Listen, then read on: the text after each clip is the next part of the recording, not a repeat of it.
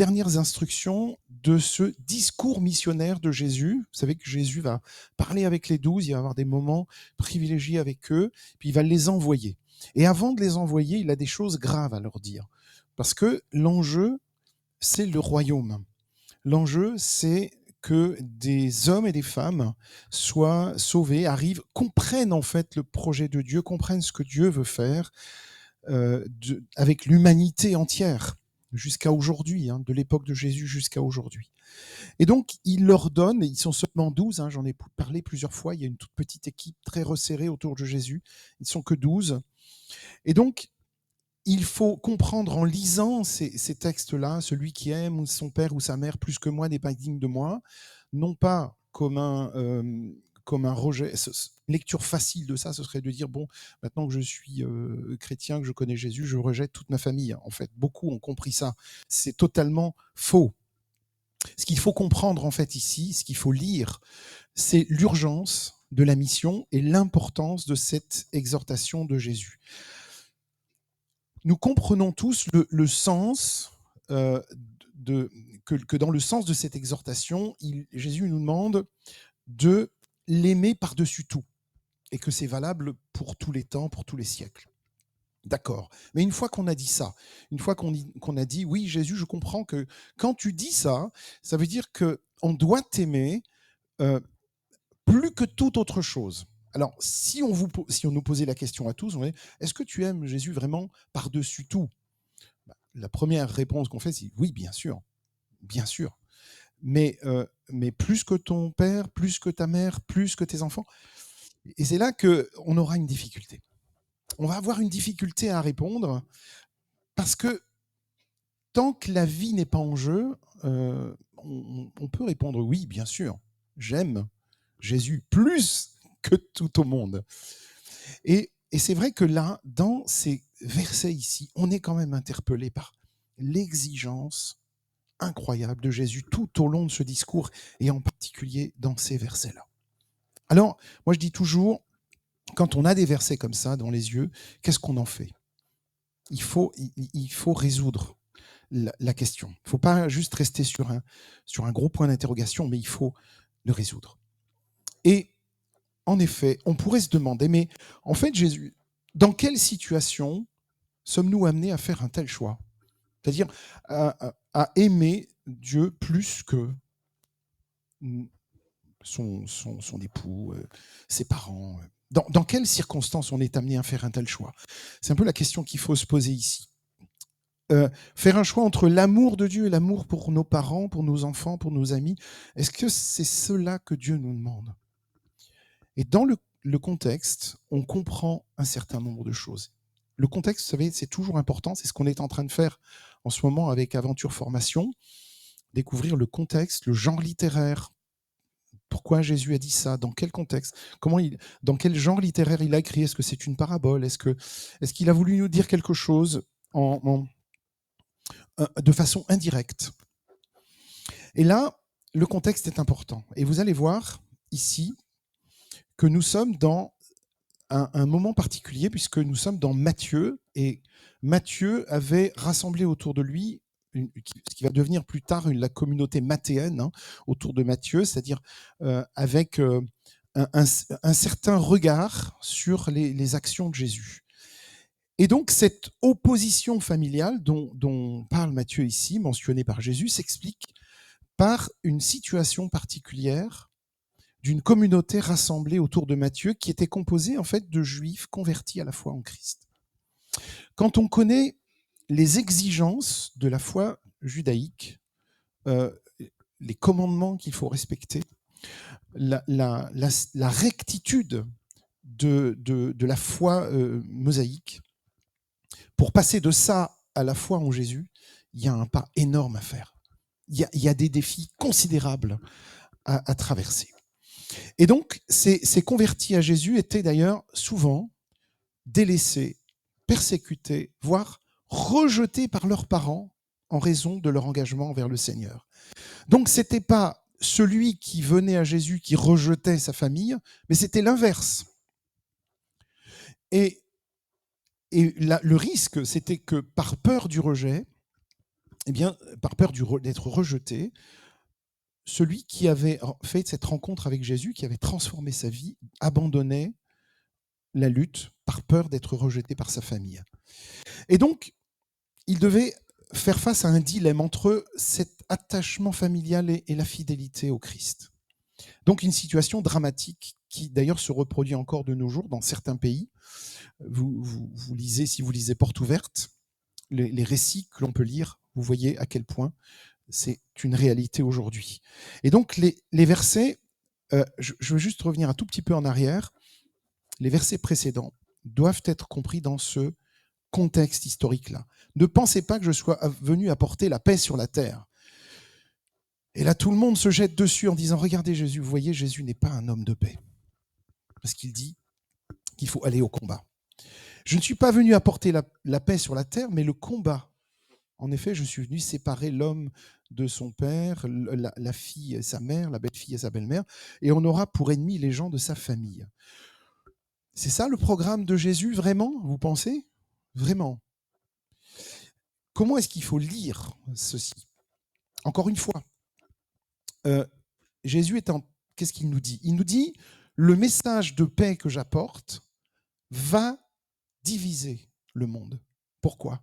Parce que je propose un salut gratuit, offert, un changement de vie total, complet, qui va nécessiter un abandon de tout ce à quoi on était attaché, non pas parce qu'on veut le rejeter, mais parce que c'est plus ça l'intérêt. Et que quand j'ai rencontré Jésus, tout change dans ma vie. Et tout change autour de moi. Mais c'est pas moi qui veux ça. C'est simplement le fait que Jésus ait transformé ma vie va faire que les autres vont nous regarder, soit avec un regard émerveillé en disant « Waouh, t'as changé, c'est incroyable ». Ou alors tu as quitté ta religion. Et tu as quitté ta religion pour une autre religion. Non, c'est pas pour une autre religion. C'est pour suivre quelqu'un qui a complètement transformé ma vie, dans tous les sens du terme. Et donc, ce qui attire particulièrement notre attention dans ces paroles de Jésus, c'est on va voir aussi qu'il se place au centre de ces versets. Il va y avoir une supériorité absolue de Jésus, d'ailleurs, qui est un peu les prémices de ce qui arrivera plus tard. Et donc, que nous comprenons aujourd'hui, bien sûr, avec le recul, celui qui n'est pas digne de moi, me suivre, perdre sa vie à cause de moi, m'accueillir. On voit que Jésus se met au centre ici de toutes les attentions. Mais il y a une raison. Et avec ces avertissements, ces exhortations, eh bien, Jésus va poser l'épineuse question de, c'est le titre de mon message aujourd'hui, comment vivre en chrétien dans ce monde. Alors, j'allais dire, comment vivre tout court en ce monde, en ce moment. Pas facile, hein. Vous avez remarqué, ça ne vous a pas échappé. Donc Jésus est en train de nous dire, comme il le dit à ses disciples là, aux 12, il dit, c'est dur aujourd'hui, ça va être dur pour vous, mais c'est encore dur aujourd'hui. Et les attitudes que Jésus demande à ses disciples peuvent sembler encore plus choquantes en apparence. Il leur demande de prendre leur croix. Attends, mais c'est pas Jésus qui a porté sa croix une fois pour toutes ? Pourquoi est-ce que nous, on doit porter une croix ? D'ailleurs, ce qui est rigolo parfois, c'est qu'on entend des gens dire « Oh là là, il faut que j'aille faire les courses. Bon, c'est ma croix. » Bon, c'est une croix un petit peu légère quand même. Hein. Ça va comme croix, il y a pire. Et donc, qu'est-ce que c'est prendre sa croix ? C'est en fait, quand je choisis Jésus, je choisis délibérément un chemin d'humiliation, un chemin de souffrance, un chemin d'abaissement. Ce qui m'attend, ce ne sera pas forcément rose, mais pas parce que je l'ai voulu, mais parce que le regard des autres sur moi, sur ma transformation, sur ce qui a changé en moi, est un regard qui n'est pas toujours bienveillant. Donc, qu'est-ce que fait Jésus ? Il leur demande de perdre quelque chose pour trouver autre chose. Regardez, verset 39. Celui qui veut garder sa vie la perdra. Donc, si je veux garder tous mes privilèges, tout ce que j'avais avant, tout ce que je croyais être bien pour moi, eh bien, je vais perdre ma vie, non pas que perdre ma vie, vous comprenez, le sens, je vais gâcher ma vie, mais celui qui perdra sa vie, c'est-à-dire tout ce que j'avais avant et ce à quoi j'étais attaché, eh bien, à cause de moi, s'il la perd à cause de moi, il la retrouvera. C'est comme si j'avais perdu ma vie et que je la retrouve en Jésus. Et l'urgence du message de Jésus était très très présente parce que la neutralité représentait un danger pour l'annonce, pour le royaume de Dieu. Et donc, une poignée d'apôtres, 12, pour annoncer la bonne nouvelle du salut, ça ne fait pas beaucoup pour aller dans le monde annoncer sa parole. On va voir une chose intéressante vous savez, quand Jésus parle de celui qui aime sa famille plus que moi n'est pas digne de moi. Toujours difficile. Mais il se l'applique à lui-même, ça. Il se l'applique à lui-même et tout ce qu'il exige de ses disciples en privilégiant sa proximité avec ses disciples plutôt qu'avec sa famille. Je vous renvoie à Matthieu 12. Il se l'applique à lui. Il est présent au milieu de ceux qui se rassemblent en son nom. Là où 2 ou 3 sont assemblés, je suis au milieu d'eux. Jésus est là. Il est présent avec nous. Mais cette proximité-là, il ne faut pas la comprendre seulement comme une attitude protectrice de la part de Jésus. Et ce qui est très touchant, c'est que Jésus attend également de ses disciples qu'ils soient proches de lui dans son épreuve. Vous vous rappelez dans l'épisode de Gethsémanée, où Matthieu met l'accent beaucoup là-dessus, sur le besoin de secours de Jésus en ajoutant les mots « veillez avec moi », à 2 reprises dans Matthieu 26. Il dit « vous n'avez pas pu veiller une seule heure avec moi ».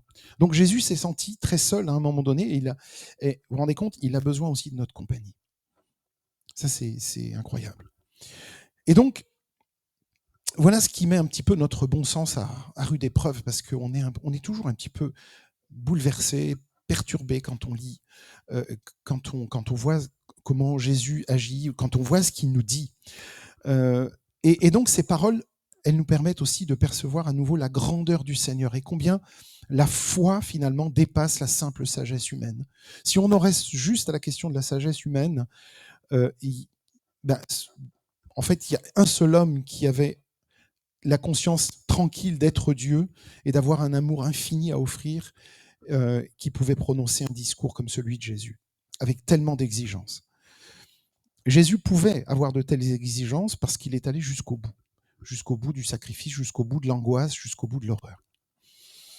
Et donc, pourtant, on va se rendre compte d'une autre chose, c'est que Jésus ne se contente pas de formuler des exigences absolues. En retour, il comble ceux qui le suivent sans hésiter et qui, à travers lui, sont en communion avec le Père. Et là, ce verset est incroyable. Celui qui vous accueille, m'accueille. Et accueille celui qui m'a envoyé. Donc, c'est très intéressant. Un jour, j'ai envie je vais traiter de Matthieu 25 parce que je trouve que c'est un très beau préambule à Matthieu 25, la parabole des brebis et des boucs. Et si quelqu'un donne ne serait-ce qu'un verre d'eau fraîche à l'un de ses petits, parce qu'il est mon disciple, je vous le dis en vérité, il ne perdra pas sa récompense. Vous vous êtes déjà demandé pourquoi Jésus parle de ses petits. Alors, il y a tout un temps, moi je pensais que c'était les petits-enfants. Et en fait, les petits sont ses disciples. Pourquoi petits ?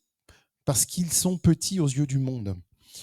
Et en même temps, ils sont un peu les petits du Seigneur. C'est-à-dire, nous sommes insignifiants aux yeux du monde, petits, mais nous sommes aussi les enfants du Seigneur. Donc, d'ailleurs, il les appelle aussi enfants dans Jean 21. Quand il est sur la plage, il les appelle enfants. Enfants, n'avez-vous rien à manger ? Donc, si quelqu'un donne un verre d'eau froide à un verre d'eau fraîche à l'un de ses petits, parce qu'il est mon disciple, il aura sa récompense. Alors tout à l'heure, Laura nous a lu le récit de la Sunamite.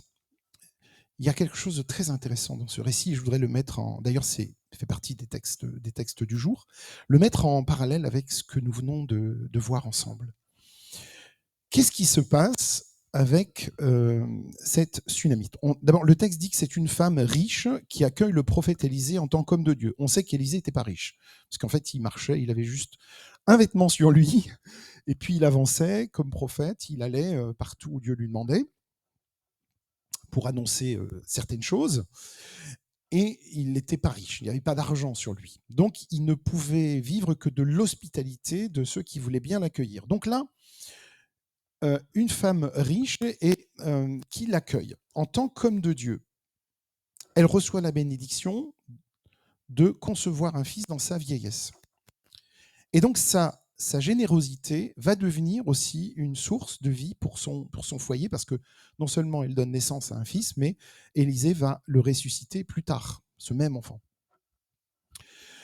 Alors, là, on se dit, Seigneur, il n'est pas possible, on n'arrivera jamais à surpasser ta générosité, parce que le moindre geste que nous faisons pour toi est récompensé au centuple.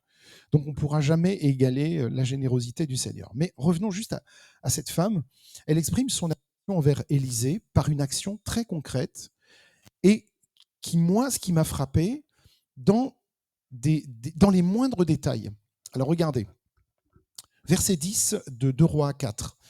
Construisons-lui donc une petite chambre haute avec des murs. Donc, ça veut dire qu'en fait, il n'y avait pas d'endroit pour accueillir Élisée. Donc, ils ont construit carrément une maison pour lui, avec des murs, et nous y mettrons pour lui un lit, une table, un siège et une lampe. C'est très détaillé. Quand il viendra chez nous, et il se retirera là. Donc, en fait, il viendra chez nous en retraite. Et vous savez, nous, enfin, je pense aussi aux amis qui nous ont accueillis chez eux pour des temps de ressourcement. Allez, viens à la maison, telle personne. Et ça a été incroyablement bienfaisant. On est dans l'accueil. Je vous rappelle juste qu'on vient de lire « Celui qui vous accueille m'accueille ». Celui qui vous accueille m'accueille, accueille celui qui m'a envoyé. Donc il accueille Jésus, il accueille Dieu. Et là c'est magnifique. C'est magnifique. On voit un autre verset très touchant dans Luc 8, verset 3. Les femmes qui suivaient Jésus pendant sa vie publique. Jésus qui n'avait pas d'argent non plus, qui avait juste une tunique et qui allait là où on voulait l'accueillir. Il allait manger chez un tel, chez Zachée, chez d'autres. Et donc là, qu'est-ce qu'on voit ? Dans Luc 8, 3, elle les assistait de leurs biens. Jésus a reçu l'hospitalité et l'a appréciée à sa juste valeur. Alors, l'histoire se répète au fil des siècles. D'innombrables personnes dévouées ont veillé sur les disciples, sur ceux qui ont annoncé l'Évangile, en répondant à leurs besoins matériels. Chaque jour, l'Église reçoit aussi beaucoup de gestes de soutien matériel partout dans le monde, et même parfois des dons anonymes, comme c'est le cas en ce moment. On reçoit un don, mais on ne sait pas qui est la personne. Alors, on est dans ce moment d'accueil, ce moment où justement le Seigneur nous parle d'accueil. Et je voudrais vraiment qu'on soit bien conscient que ça vient, ces paroles-là, viennent juste après « Je ne suis pas venu apporter la paix mais l'épée ». Mais en fait, le Seigneur, à chaque fois, nous dit « Mais je dis ça parce qu'on est dans l'urgence. Mais derrière, celui qui vous accueille m'accueille. Il aura sa récompense. » Le Seigneur parle de récompense. Parfois, il a des paroles dures, mais à chaque fois, il ouvre une porte vers le salut, vers la récompense, vers quelque chose, vers une perspective, vers une espérance. Et c'est ça, moi, qui me touche particulièrement. Alors, je termine sur ceci. Vivre en chrétien dans ce monde, qu'est-ce que ça veut dire ? Alors, c'est beaucoup de choses. Et on n'a pas le temps de tout traiter aujourd'hui. C'est beaucoup de choses. C'est d'abord mettre en premier le Créateur avant la créature. Quand on entend les paroles de Jésus, celui qui aime son père ou sa mère plus que moi, il faut aussi entendre père, mère, tous, ce sont des créatures, c'est la création du Seigneur. Mais n'oublions pas le Créateur, celui qui a créé mes parents, celui qui a créé ce monde. Donc mettre d'abord le Créateur en premier avant la créature. C'est avant tout une vie dépendante de Dieu. C'est aussi ne plus voir l'homme simplement comme... alors, je vais vous citer juste les termes que Jésus emploie dans les quelques versets que nous avons lus pour décrire l'homme, l'humain. Père, mère, fils, fille, prophète, disciple et petit. Ça, c'est tous les mots qu'il emploie pour désigner l'homme, l'humain. L'homme, la femme. Donc, ce qui est important, c'est de ne plus voir seulement quelqu'un comme un père, une mère, un fils, un prophète, mais de voir ce qui fait la dignité de l'homme. Et qu'est-ce qui fait la dignité de l'homme? Alors, pour moi, c'est la présence de Dieu en lui. C'est rendre Dieu partout présent où nous sommes. Voilà. Donc, c'est aussi accepter, et là, être chrétien, vivre en chrétien dans ce monde, c'est aussi accepter de prendre sa croix, comme on l'a tenté de l'expliquer. Ça veut dire aussi, prendre sa croix, être prêt à tourner le dos aux honneurs de ce monde. Il y a beaucoup de médailles dans ce monde, et c'est pas mal, ça va, c'est bien, recevoir une médaille pour telle chose, être honoré. Mais attention, prendre sa croix, c'est pas... Voilà, on ne recevra pas forcément les honneurs, on va recevoir l'opprobre aussi. Donc il faut être prêt. Et prendre sa croix, en tout cas, il y a quelque chose de très important que je voulais souligner là, ce n'est jamais aimer la souffrance pour elle-même. Jamais, quand on est chrétien, aimer la souffrance, souffrir et aimer souffrir. C'est jamais ça. Jamais, jamais.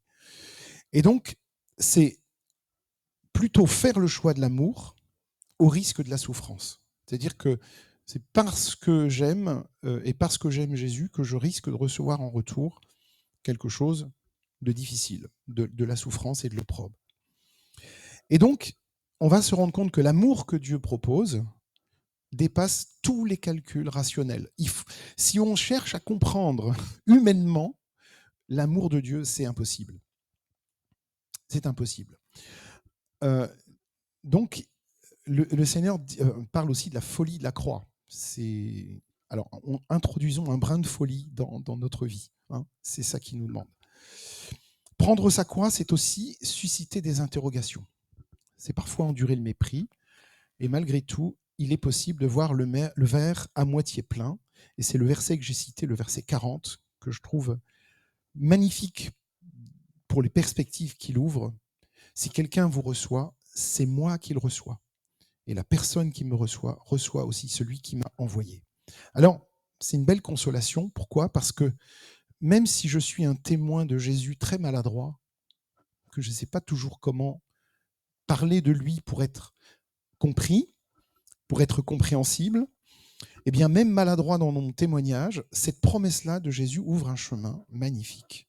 Parce que si quelqu'un vous reçoit, c'est moi qui le reçois. Et la personne qui me reçoit aussi celui qui m'a envoyé. Je dis, Seigneur, je n'ai pas grand-chose à faire, même si je suis maladroit. Eh bien, toi, tu vas même prendre mes maladresses dans mon témoignage pour aider la personne à comprendre qui tu es.